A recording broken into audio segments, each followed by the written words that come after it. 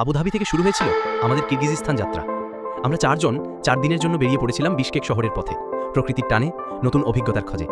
কিরগিজস্তানের রাজধানী Bishkek airport থেকে hotel পর্যন্ত রাস্তায় চোখে পড়ল সারি সারি গাছ, আর দূরের দিকে মাথা উঁচু করে দাঁড়িয়ে থাকা বরফ ঢাকা পাহাড়, যেন প্রকৃতি আমাদের স্বাগত জানাচ্ছিল। কিরগিজস্তান হলো মধ্য এশিয়ার সুইজারল্যান্ড। বিশকেক শহরটা পরিপাটি, পরিচ্ছন্ন আর যানজটহীন। যদিও ভাষা ও খাবারে কিছুটা ভিন্নতা ছিল, তবুও ট্রাভেলার মানে তো নিজেকে নতুন পরিবেশে মানিয়ে নেওয়াই। প্রথম দিন হালকা হাঁটাহাঁটি করে হোটেলের আশপাশে শহরটা একটু ঘুরে দেখলাম। এরপর যাত্রা করলাম আলতিন আর আসানের পথে।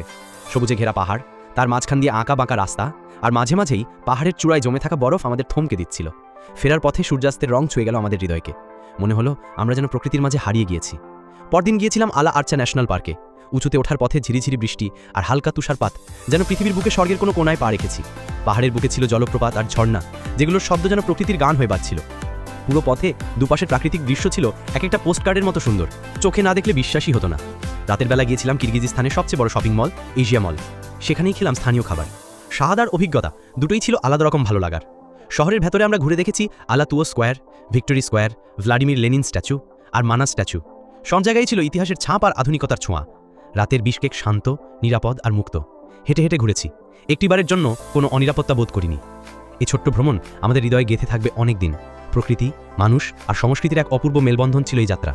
কিরগিজস্তান তোমায় ভোলা যাবে না।